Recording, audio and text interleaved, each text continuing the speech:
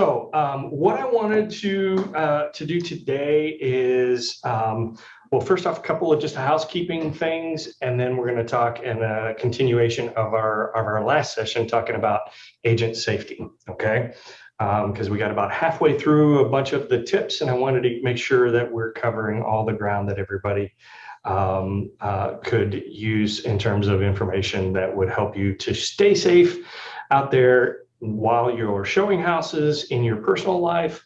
The kind of tips that we're talking about extend beyond just your work and your business, but extend to your life, and I hope you take them into consideration and take it seriously. This is a dangerous world that we live in. Sad to say, for the most part, I think 95% of the human race is good people, but those 5% are making things a little bit more miserable for the rest of us. So we want to make sure that we're being safe and operating and not putting ourselves at unnecessary risk. Okay, so housekeeping wise, a couple of things. I have made a little modification to the coaching calendar. I used to do 4 days a week for coaching, Monday through Thursday. And frankly, I've had to trim a little bit and compress things just a little bit. Same number, roughly the same number of sessions, but I'm eliminating Monday as a coaching day. Okay, simply because I have projects and things that I want to get done that are going to help you in your business ultimately in the long run. But so that means we need to compress things down. So here's my strongest recommendation to you. By all means, get on the calendar. I would recommend that you get into the Broker Mint and schedule a coaching session and make it a regular thing. Make it every Tuesday, every Thursday, whatever the case may be, at a particular time. And that way you and I will just have an ongoing schedule and reserve it out for the next 3, 4, 5 weeks. I think my schedule right now goes to the end of March. Okay. So by all means, get on there and take advantage of that. All right.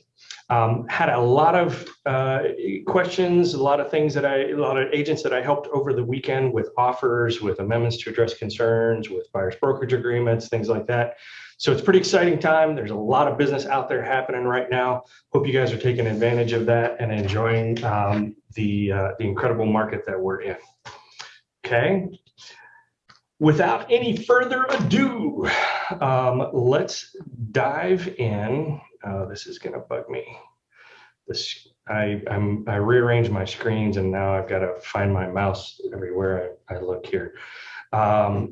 All right, so I am going to share my screen and we're going to continue with tips for your safety. Last time there's a NAR safety tip guideline that has 53 different items in it.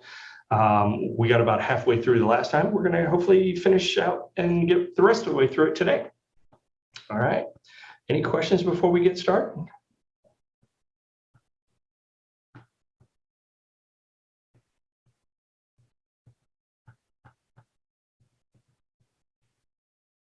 Sharing my screen, and now I've got to find where I put what I was looking for, because my mouse is nowhere I expect it to be. Stand by, y'all. There we go.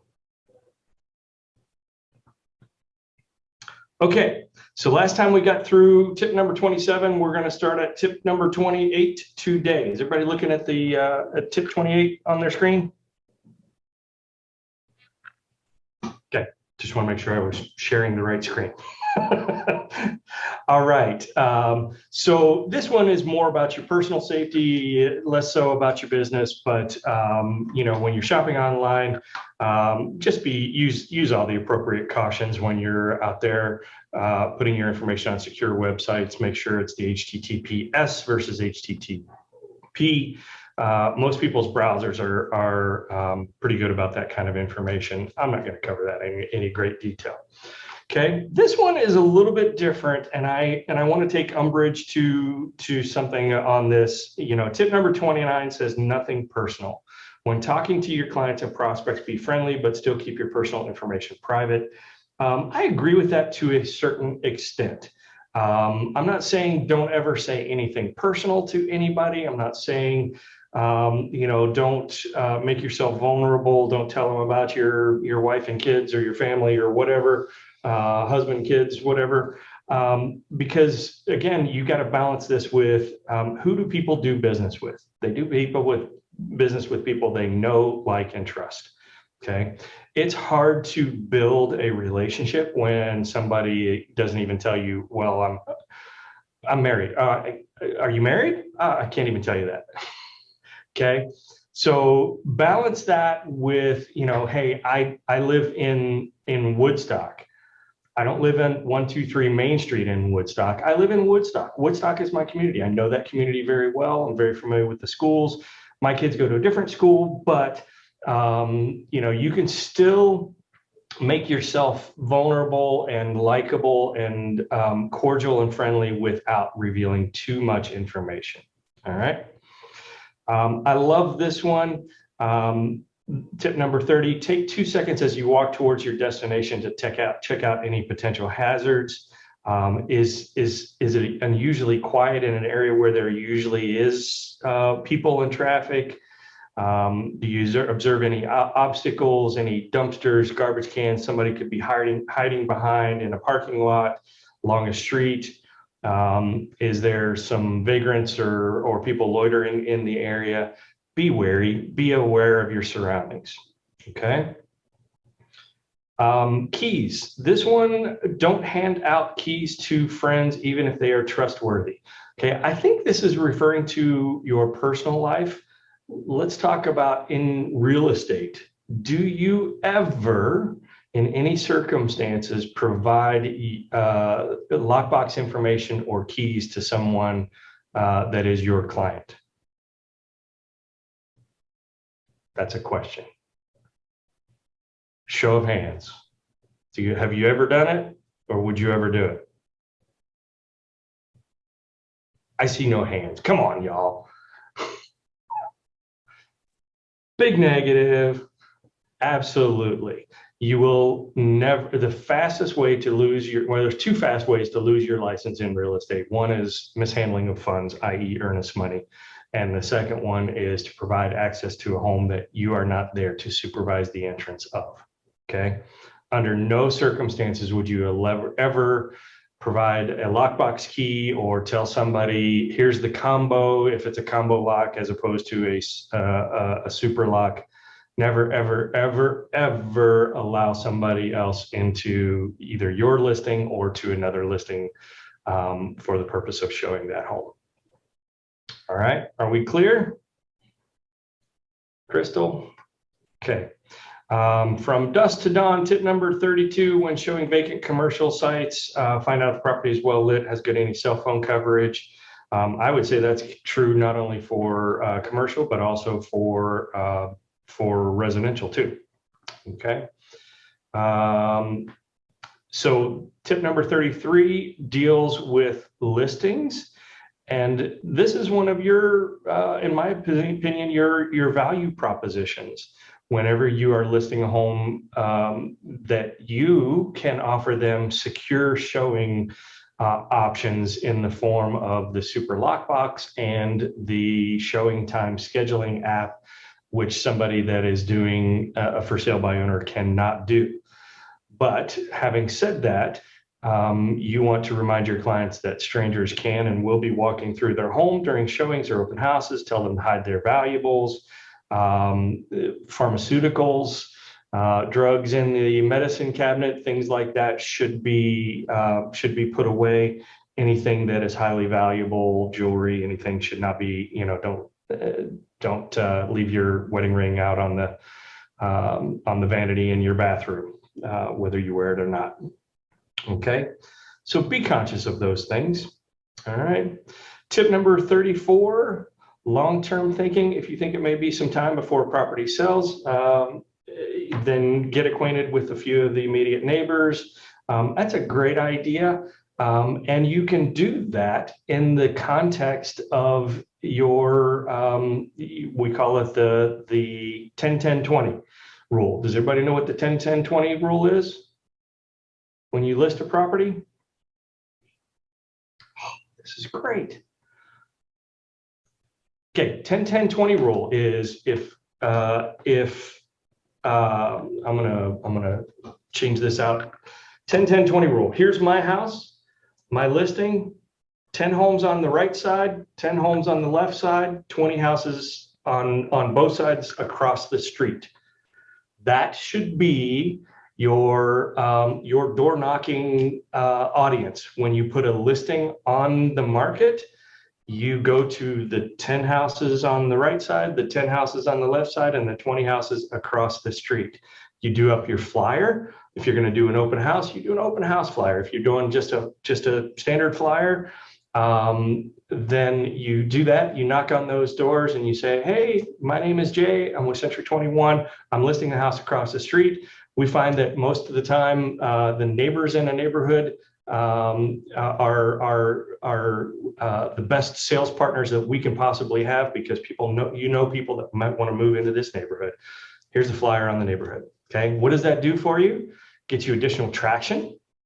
It could also potentially result in additional sales, because they're like the fact that there's an aggressive agent out there banging on doors. So if they're thinking about listing, that could be you. Okay. Alternately, you're now creating a safety network. If something ever happens and you're showing that house, or another agent is showing that house, you've made everybody know and aware in that neighborhood that the home, especially if it's going to be vacant, or if it's going to take a long time, that to be watching out for it. And oh, by the way, here's my card, my phone number and email are on there. If you see anything squirrely going on, let me know. Okay. So it is, one, a safety mechanism, and two, it is also a potential marketing tool. All right. Any questions on that? Or any experience, firsthand experience of results that worked out well for somebody? Somebody's got a story to tell, I know.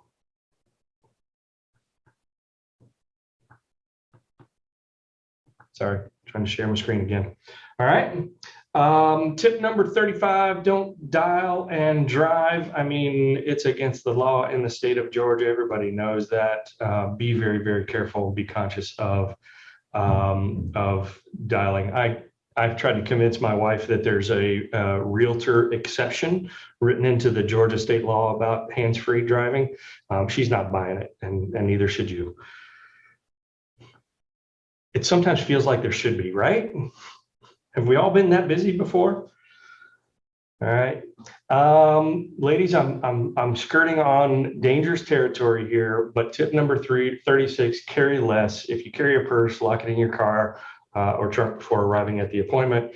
Carry only your non-valuable business items, and do not wear expensive jewelry or watches. Ladies, y'all like your big purses. My wife's one of those. If you have a lot of items to carry, you may have difficulty trying to get away from somebody who might be a bad player. Just saying that. All right. Love this one. Don't get parked in when you're showing a property or meeting someone. Park your car in front of the property rather than in the driveway. That way you'll avoid getting blocked in, and you'll have an easier time escaping in your vehicle if you need to. Okay. That's a safety measure, but it's also an important sales technique. Okay. When I am first starting to work with a buyer client and we pull up in front of the house, in one of our first showings, I will always make the point of saying, I park on the street in front of the house, and I always leave the driveway open. And I will literally look at my buyer client and say, I am always going to park on the street, like near in front of the house or nearby, generally close to the mailbox. And I'm always leaving the driveway open. And that is by design, because I want you to park in the driveway and I'll do the walking up the driveway. Okay. It's placing value and courtesy in front of your convenience. You never want to have your client parking on the street, putting their car at risk when they could be in the driveway. Okay. Just a general good rule of thumb, and I hope that is helpful for people. 38 is more about on your personal end, monitoring your financial accounts and your credit card bills and things like that. I had a recent experience where I found a charge that for an IT service that I canceled a year ago. I got charged again. Learn from my mistakes. All right. Anywhere you go, whether it's a showing or otherwise, take the 2 seconds, pause, look around, and enter before entering your destination. Does anything seem out of place? Anyone present that shouldn't be there who isn't expected? All right. Love these, and I think some of these are starting to sound familiar, like they've been repeated, but we're going to cover it anyway because reinforcement is always good. Plan ahead with your escape routes. Entering in an open house property for the first time, check each room, determine where your escape routes are, where the back door is. If you go into the back, is it a fenced yard, or is there a way to get out of the fenced yard if you need to? All good things to consider. Always want to make sure that you have an escape route, okay? All of your marketing materials, tip number 41, should be professional in nature. Don't use any alluring or provocative photography in any of your advertising. There are, attractive people, whether I want to say women, but I guess it could be men in this day and age too. People that are particularly attractive might find themselves more susceptible to this than others. So just be wary and be conscious, and don't do anything to feed that. All right. Tip number 42, best practices for model home showing. When a person comes through an office to view a model home, have them complete the guest register. I would say that's going to be the case for any open house, whether it's new home construction, model homes, whatever. Okay. I'm not going to cover 43 because I don't think it applies to most of us. Tip number 44, relying on good numbers. That's true in all cases. Be prepared to prepare for an emergency. Pre-program important numbers into your cell phone. These include your office, roadside assistance, or garage, AAA, whatever the case may be, and 911. Okay, I'm going to give you some other resources here before we tie things up today, and I think you're going to like these. Beware of phishers. Don't respond to any email phishing requests for personal or private information such as passwords, things like that. Have y'all seen the one? There's a meme that's going around now that is like, what's your favorite restaurant? What street did you grow up in? What was the name of your dog? And they put it out there like it's an online quiz, like trying to just get to know you better kind of a thing online. Does everybody realize that's an attempt at an email phishing campaign? They're trying to find out details about you so that they could guess your passwords and things like that. Okay, don't be susceptible to those kind of things. All right. Scam alerts, open house traffic, limiting the number of people allowed into the house at any given time. Police have reported groups of criminals that target open houses, showing up en masse to do their, what are they calling it nowadays? Smash and grab kind of things. While the clients are distracting the agents, they're going through the house and stealing anything that they can. Obviously, this is not a vacant home, but more of an occupied home. All right. You might see the stuff over the weekend where the Louis Vuitton store in California got smashed and grabbed. It's craziness. It's an insane world we're living in these days. Okay.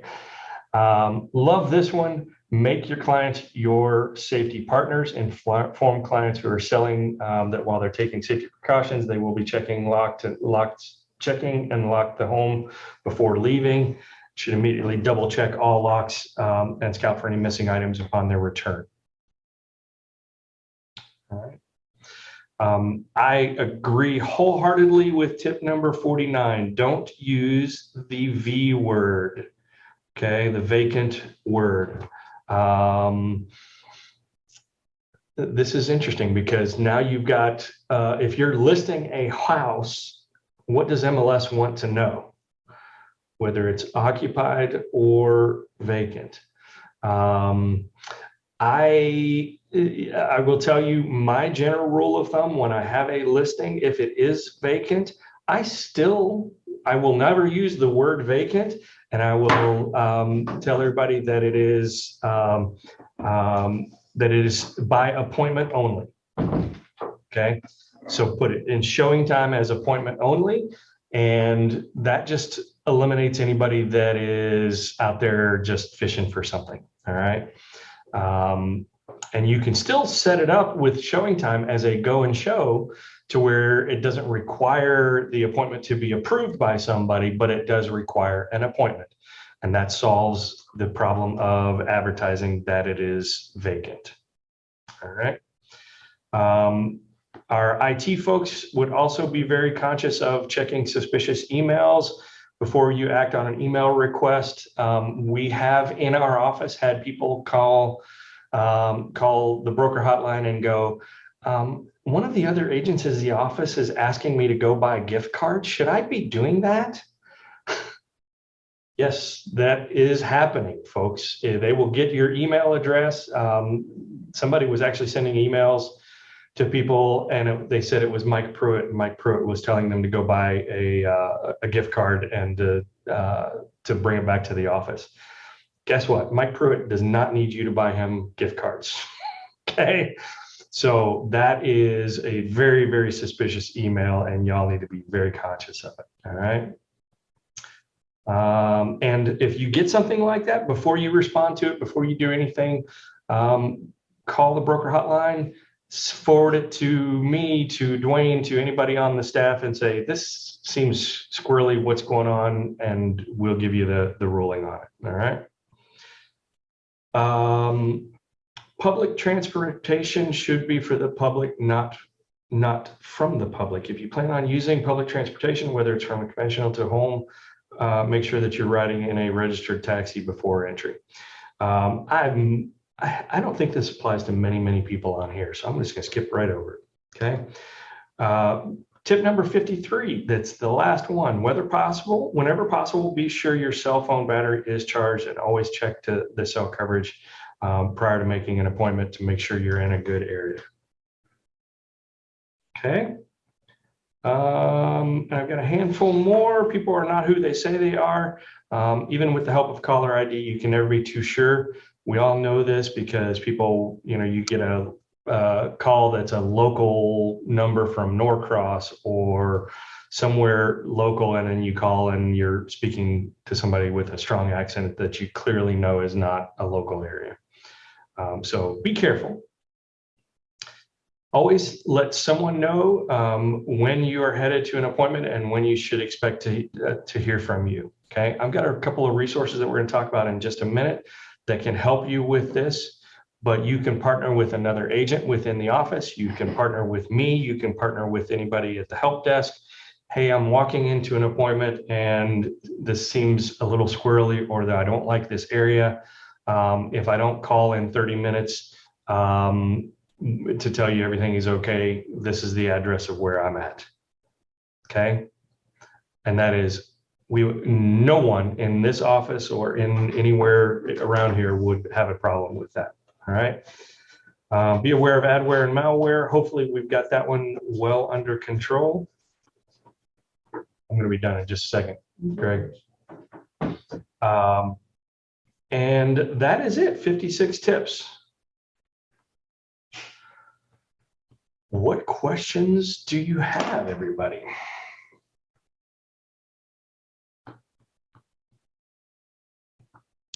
Any significant aha moments in any of this? Some of it is just basic common sense, but I hope it serves as kind of a reinforcement.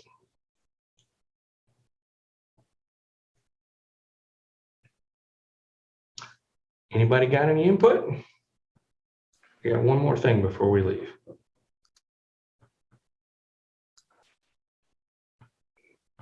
Hey, Jay, I appreciate you going through all this stuff. I did learn a couple things. I'd never heard of the 10-10-20, so be Love using that one. And I usually do tend to park on the street so that, my client can get in the driveway. But sometimes, when it's raining or if it's like ice or whatever, or like one of those long driveways, I will park in the driveway. Or if it's somebody I've been working with for a while and I kind of have a good rapport with them. But I agree with you. typically, yeah, I do park on the street. I've heard that before where you need to make a quick getaway in case something happens. So nothing's ever Yep. happened, but it's always like, okay, where am I going to park? And it's like a decision I'm making every time I go to a property. But I think that Sure. parking on the street is the best advice. So thanks for that. Yeah, I mean, like I said, there's exceptions to every rule. If it's a super long, dark driveway with trees, you're going through a tunnel, it's almost safer to drive up to the house and park closer to the house. As a general rule, if you can see the garage door from the street, then it's probably better to park on the street. But let your conscience be your guide and be safe in whatever circumstance you find yourself in. Okay.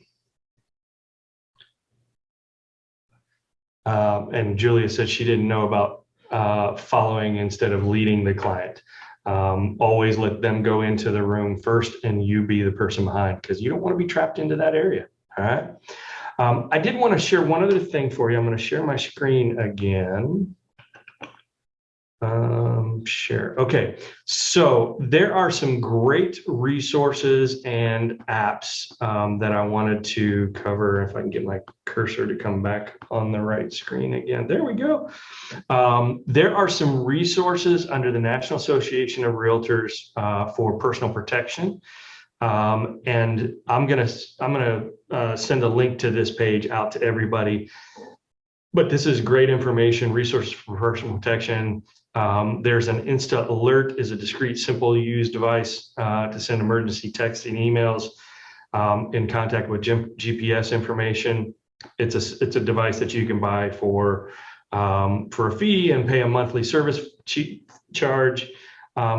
There are others, and they're all listed here, and you can expand these and look at each one.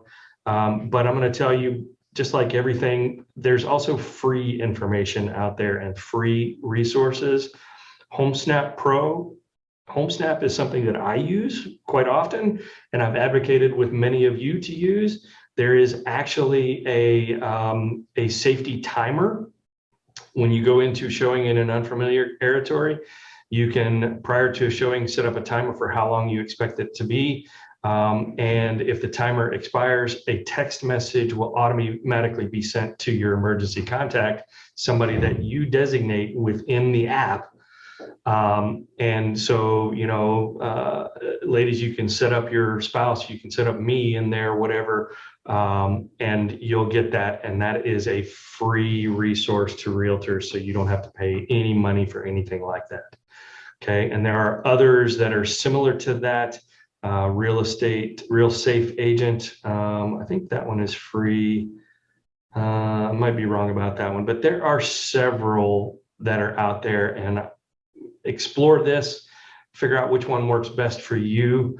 And hopefully you can find it helpful and useful to keep you safe out there, ladies and gentlemen. I hate to over categorize that and just say ladies, because guys, we're at risk just as much as them, and don't fall into that false sense of security. Okay. All right, everybody. Any last parting shots? Thank you for taking time to go through this. It has been very helpful. My pleasure. And again, the offer stands. If anybody wants to learn anything more about this, if you have any legitimate, I don't want to say legitimate, if you have any concerns whatsoever, and you want to try to take additional steps above and beyond what we've talked about here, I'd be happy to talk to you about that within the context of one of our coaching sessions. If you would like to learn more about protecting yourself through the use of a weapon or some security measure, whether it be pepper spray or a taser or carrying a concealed weapon, I will be happy to consult with you on those. I have experience with all of the above. I have a daughter that I sent off to college and made sure she was taken care of before she left. And I have, as Chris can Chris has a military background. I also have a military background. Shot expert marksmanship for 15 years in the Air Force. Can teach you a few things if you would like to know more about that, or plug you into resources where you can find out more about that. All right. I need some practice holding this Desert Eagle.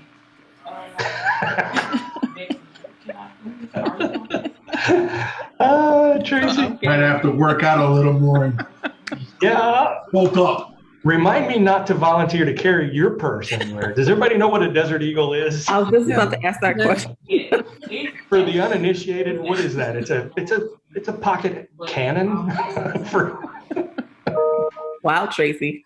I think you and Chris, I gotta get Dislocated trained. shoulder. what if you and Chris set up some self-defense classes for us? It's not outside the realm of possibility. That would be very, very cool. Well, the only problem is it would be very informal because there's no certification criteria that I could offer you, but I definitely would be willing to help. There's always those little tricks. Absolutely. All right, everybody, it's been 30 minutes. I appreciate your time today. I hope it was helpful and useful. Love y'all. Talk to you soon. Have a great day. Thank you.